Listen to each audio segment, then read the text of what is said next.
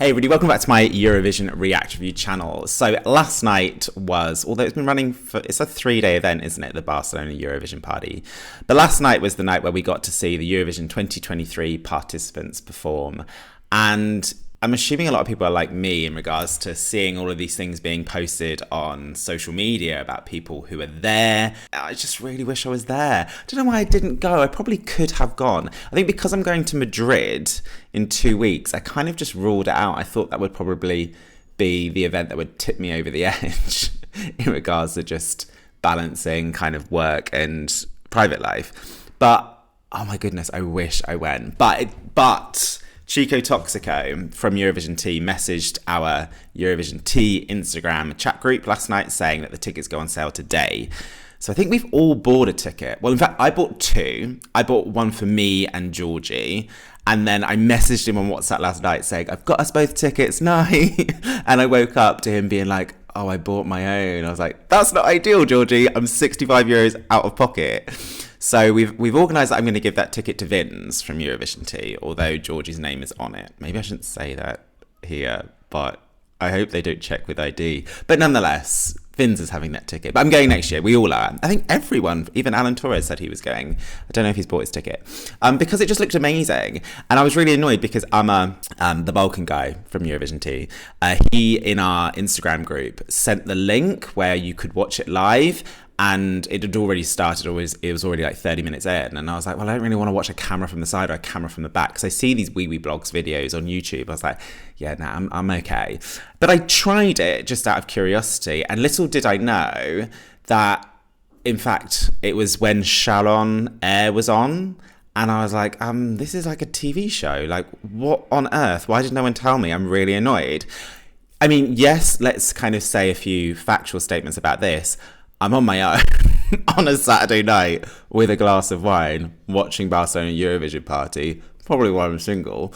But we were all talking about it. Me, Slavandic, Georgie, the Balkan guy, on our Eurovision Tea Instagram group. And it was only like half an hour after we were all talking, I was like, hold on a minute, can I just classify? Are we all in on a Saturday night? Isn't that a bit sad? So yeah, that's just something about us. But nonetheless, it was amazing. Like, it was so good. I'd planned to have an early night, which didn't actually kind of happen because I think I got overexcited watching it, and as a result of that, I may have had 3 glasses of wine. But nonetheless, yeah, I have a few things to say in regards to last night, but I am going to be careful what I say, only because I've talked about this, and I talked about this last year in regards to Twitter. Like, for me, doing kind of these YouTube videos, I do find it quite interesting in regards to seeing people's ideas and also getting a feel of what people kind of think. And I saw this tweet and I thought, do you know what? I kind of agree. So last year I did have an online press pass for Eurovision and I absolutely loved it. And I was like fangirling, like logging in and just watching these rehearsals. And I did comment about it and I did a vlog about it on my channel. But this year, that's not happening. So they're not allowing press anywhere near the rehearsals. And I was a little bit annoyed, but I was annoyed for myself, as in I can't fangirl, but that's, well, I wasn't sure how I felt about it. But then Rob said, rightfully so, the overreaction, this is on Twitter, I don't know, you probably can't see it. The overreaction to some of the performances of the BCN Eurovision Party is exactly why the EBU is banning access to rehearsals at the contest. Yes. I read that and I was like, do you know what? You're absolutely right. If you think, for example, Ranella last year, after her initial rehearsals, how much hysteria was out there and how much added pressure and drama. Although Ranella isn't necessarily against attracting drama all the time, but nonetheless, it was unnecessary drama added to the whole thing. And even if you take Bless, because she performed last night, it made me think of it, Destiny. Do you remember when she first in a rehearsal wore a different outfit and there was just so much hysteria around that? And so as a result of that, yeah, okay, I'm fine that press do not see rehearsals. We don't need to see it. So yeah, but anyway, I did write a few notes and I did go back earlier to watch the Wee blogs kind of recordings to remind myself how I felt about it last night. And I read a few of the comments and I actually thought it was quite enlightening. So in no particular order, let's start with Georgia. So Georgia, I will hands down say right now that out of all of the songs last night, that is the song that has massively risen in my estimations. So on my first initial listen, on my reaction, I did kind of say it's okay, but I didn't necessarily go over the top about it because I was like, I'm not sure. But that vocal, it's interesting, isn't it? Because for some people who've commented on my reaction video saying that they don't particularly gel with the song because of her voice and they felt that it was shouty. But last night we were given a kind of pure vocal that made total sense. And when she does those kind of ethnic bits, I was sat there being like, this is really good. So if you saw my top 10 video, I professed that I'd only downloaded 21 of the 37 songs this year after my reactions, and this wasn't one of them. But as a result, this morning when I went for my run, I did download it. As a result of watching her performance last night, it just all kind of came together for me. And as a result, I don't even have any doubts that this will qualify. And it's kind of interesting doing these Eurovision Tea episodes where we're kind of looking at 3 or 4 songs. Had Georgia been last week, I think I would be saying very different things. It's not even, we're recording tonight, it's not even Georgia tonight, but I would be saying very, very different things. That vocal was everything. And I was looking at my kind of, Alan Torres is going to be doing a video where he combines all of our top 37 points and he wants it by Wednesday. So I have now downloaded that app that everyone uses, the My Eurovision scoreboard, and I did a kind of feeling 37, and it wasn't high, it was around 31 actually, Georgia. But yeah, I need to go back in and massively change that because that was a performance that elevated that song for me. Then let's go on to Mae Miller. Look, being British, obviously I was watching it and probably wasn't watching it as excited as I should have been, because even for me it was evident, do you know what, verses fine, the da da da da da da fine, it was just the choruses.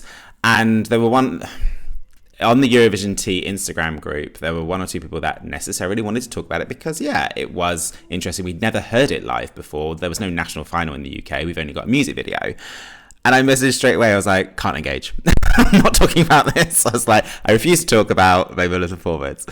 Only because I was just like, it's just one performance. Like, Eurovision is miles away. This isn't the end of Mae Miller or whatever.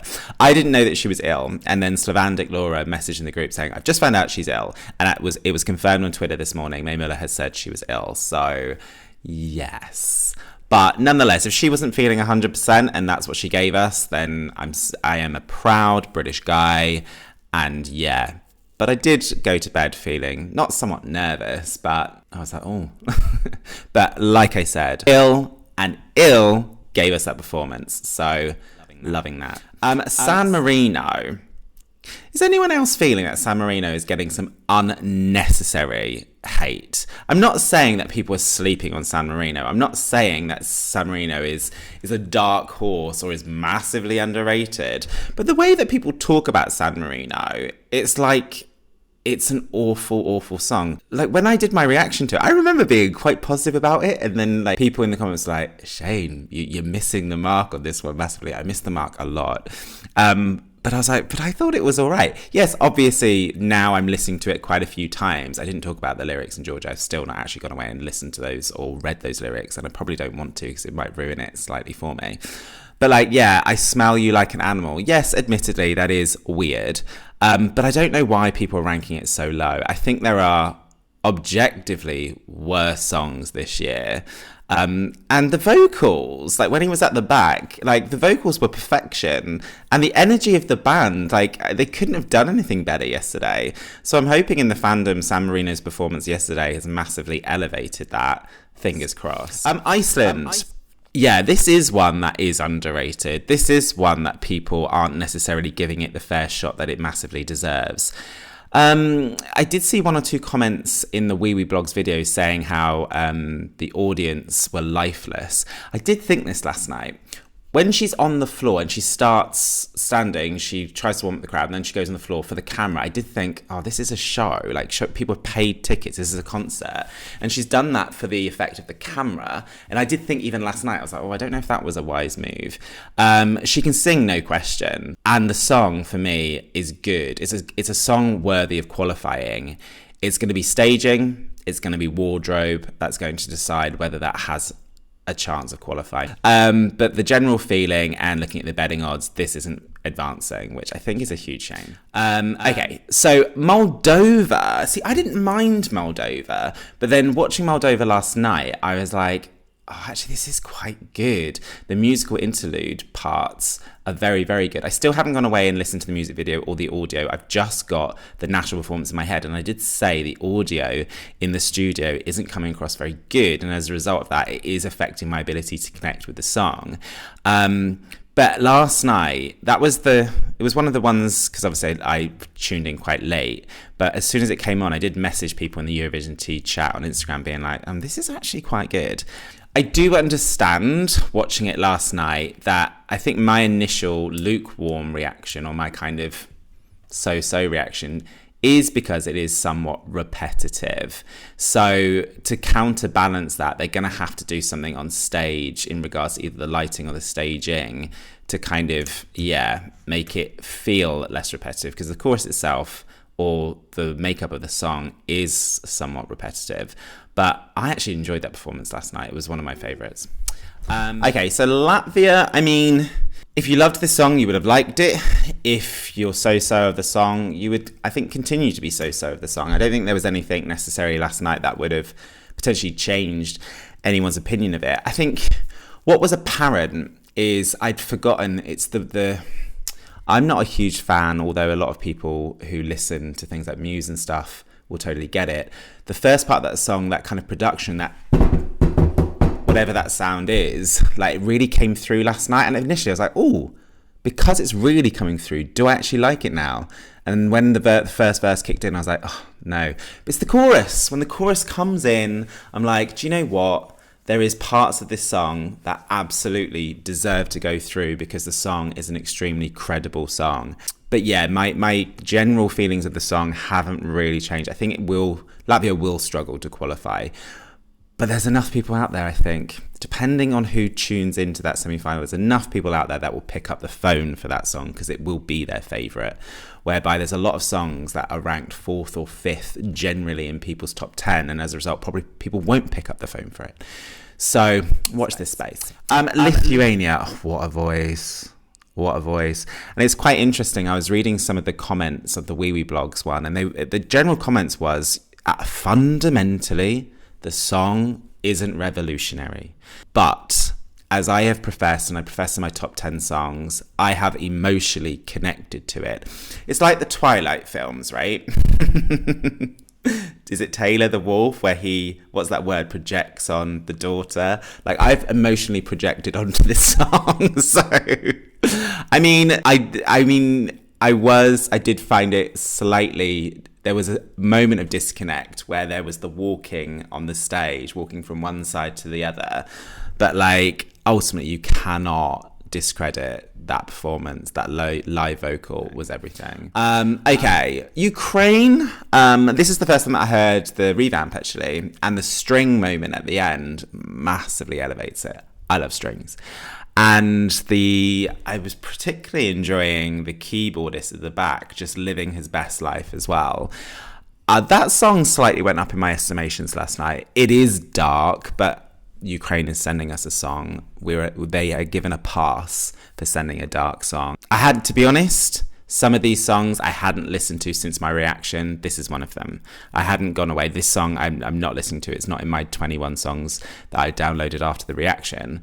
But I didn't mind it last night, actually. And like I said, the revamp made it a lot better for me.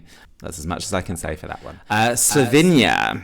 I did read someone's comment on the Wee Wee Blogs video, said, I want to smack the phone out of everyone's hand. It's not fun anymore going to concerts because most people in the audience block the view.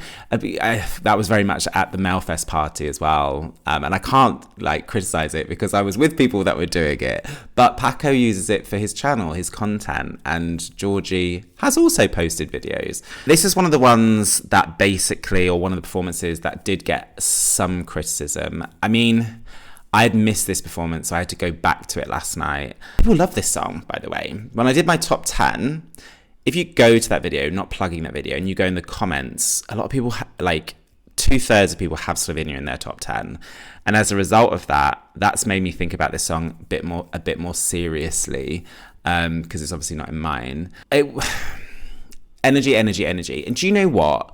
The performance aside, I have seen so many videos on Twitter of them goofing around, and I absolutely love it. Like, they are really, really funny. They are embracing the fun element of Eurovision. And you know what? If you want to follow a band that is just exuberating life right now, follow them, because every video that I'm seeing of them, whether it's an interview, everything that they're doing is making me smile. Belgium. Great voice, as we know. I preferred what he was wearing last night to the national final. Much, much better.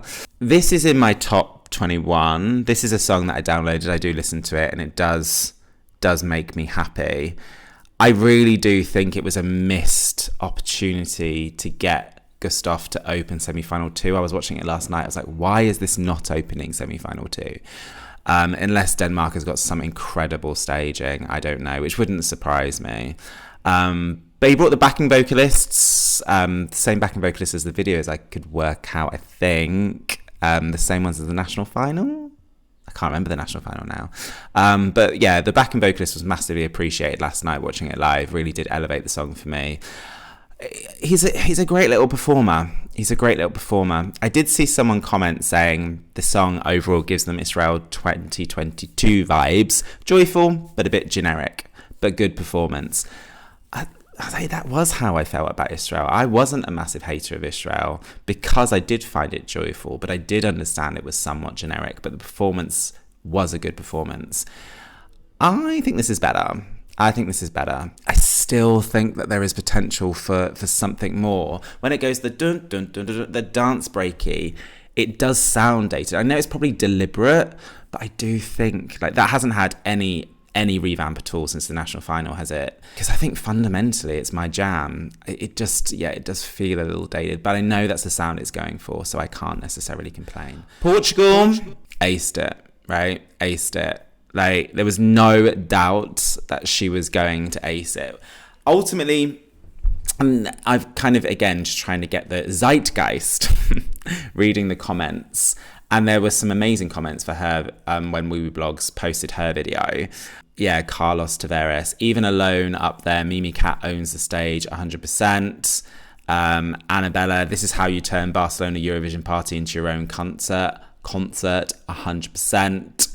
And then someone else did say one of the few acts that can follow Spain or Sweden and stand its ground with the right amount of vocal, musical and lyrical quality and personal charisma. And that last part is perfection. Vocal on point, musical elements on point, personal charisma on point. Like, this is in my personal top 10 and massively solidified after last night. I was sat here just with a massive grin on my face like a Cheshire cat. Okay, so we got two more. So let's do Ireland first. So this is the one that obviously got quite a bit of heat on social media, to which, and this is why I absolutely love him, Ryland from the UK. So if you don't know him and you watch the draw, he was the male person doing the draw. He's absolutely amazing. The reason why he's amazing is A, he's funny anyway, but he's a genuine Eurovision fan. Like, he knows what's going on and he tweets about it. There is his thing. So he says, for what it's worth, I really like the band Wild Youth track. So do I. Eurofans need to calm it with tracks they're not fans of. 100% agree. And shout it for the tracks that they love. Yeah, absolutely. Shout for the tracks that you love, but also calm down and don't go out of your way to bring a track down if you don't like it. Yes, the performance was a performance. There did seem to be a technical thing. It's like the music started before they were fully properly ready. And that lady was annoying. There was a lady with a camera on the whole stage. I get it. She's probably there for them and promotion and whatever. But being obviously an audience member watching it, it was very distracting. I haven't said anything bad against Ireland at all. We did the episode on Eurovision Tea, and was it 3 of us that said that they thought it would qualify.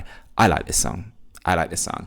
And I think Ireland is a perfect example of what I was saying at the beginning about maybe we shouldn't watch rehearsals because people get massively over-invested emotionally when songs either don't go the way you want them to in regards to you supporting them and they don't come across quite well, or you really don't like a song and you're more than happy to take it upon yourself to go to social media to take advantage of evidently what was a bad night, from what I could tell, for Wild Youth. But let's not forget something here. They are hugely successful in Ireland. They sell out concerts in Ireland.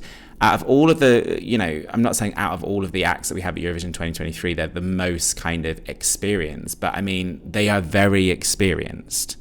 Like, what we saw last night was just a bad night. Like, there was one moment he nearly tripped. If anything could have gone wrong for them last night, bless their hearts, it did. But ultimately, it hasn't completely retracted my kind of feelings for the song. I really like the song. But yeah, with the music video in the background, it really further testifies to the fact I don't like the music video. And I don't know if they're going to Madrid. And Madrid kind of utilised visuals of music videos. I don't need to see the music video. I just need to see them. I need to see him. I actually really like him as a singer. Okay, and then we've got Spain.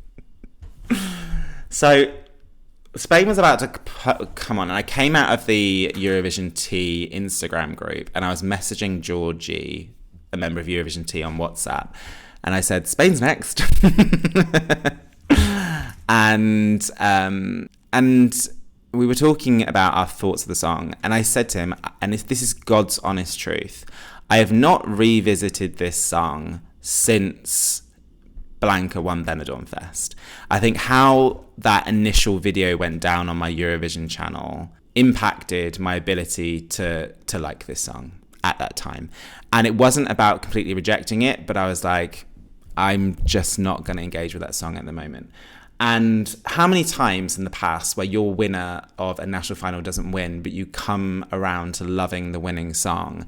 But I felt like I didn't have that opportunity because a small but very vocal group of people felt the need to tell me I must love this song. And I don't like being told what I must love. I don't like that whole kind of pack mentality and almost kind of like hypnotized. Like, people are hypnotized by that song so much so they can't even acknowledge why someone might not like it. And it put me off it. I'm going to be brutally honest with you. And it's such a shame. 34% of my subscribers are from Spain. I have an app that tells me where my subscribers are from. That sounds freaky and stalkerish. So it's not in my advantage to say anything negative about Spain. It's in my advantage to be extremely positive. But I think because I had such a negative experience when I released my first video, which I had to take down, and can I just say that reaction wasn't even bad. All we said was it wasn't our favourite, and we feel after 3 minutes it kind of runs out of steam. That's all we said.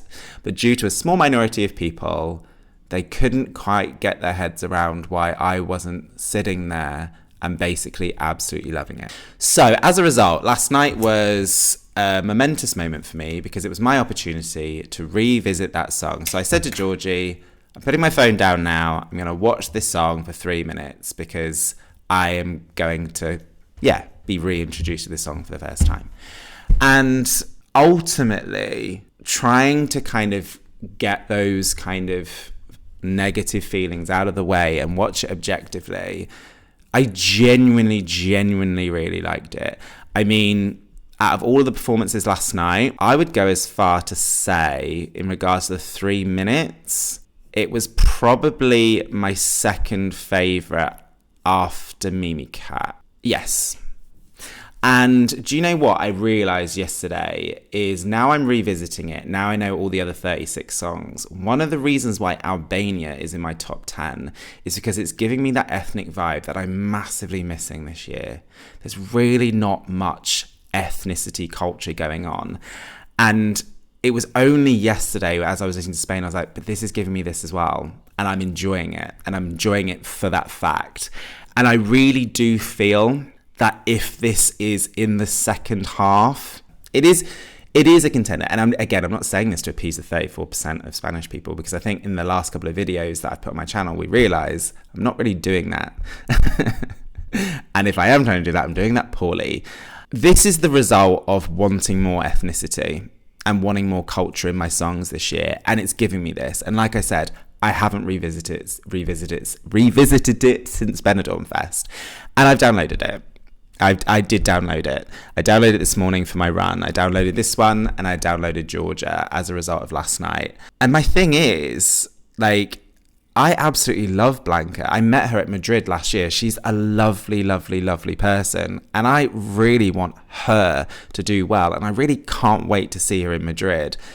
But the song and the songs alone, I'm not going to sit here and be like, I've got the wool over my eyes. Like, I've just had like a, this is not what I'm saying. I am saying that I actually really like this song. When I reacted to the performance, I did get goosebumps. In the semi-final, I watched it on my own, and because my expectations were nowhere, I think that was the key thing. On studio version alone, with this song, I'd forgotten about it, despite liking Blanca. And then when I saw it, I was like, oh, this is actually pretty freaking amazing. And then watching it with my friends, I have already admitted, definitely got swayed. Your opinion could get massively, massively influenced by the people around you. And I sat there with their mentality around me, and I was thinking, is it as good as I thought? And I think once you've seen the performance the first time, and then you watch it for a second time, it does lose its momentum. But a lot of people won't have that at Eurovision, even though she says she's changing the staging. Look, at the end of the day, I really enjoyed it. It was my second favourite performance last night, and that is saying something. And I have downloaded it, and I'm willing to get back on a journey with this song, but at my own pace, and for me to decide whether I like this song, not being told I must like it. And I must stress that is a tiny minority of people, because when I re-released my video of my reaction explaining what happened, so many amazing Spanish people basically wrote amazing things. So I know this is a small minority. So yeah, last night was a good thing for me and Blanca. So yeah, those are my thoughts. There is no way I'm going to get this edited today, because I'm supposed to be recording Eurovision Tea in 2 minutes time, and I don't even know which countries we are supposed to be talking about. But hopefully I will get this done for tomorrow. And I spoke way too much about Spain then. Right, okay, so those are my thoughts. Please let me know what you think. Who are your favourite acts of Barcelona? Please do comment below. And yeah, if you're here and you haven't subscribed, please do click the notification button so you're informed if and when I post videos. And until next time, stay safe.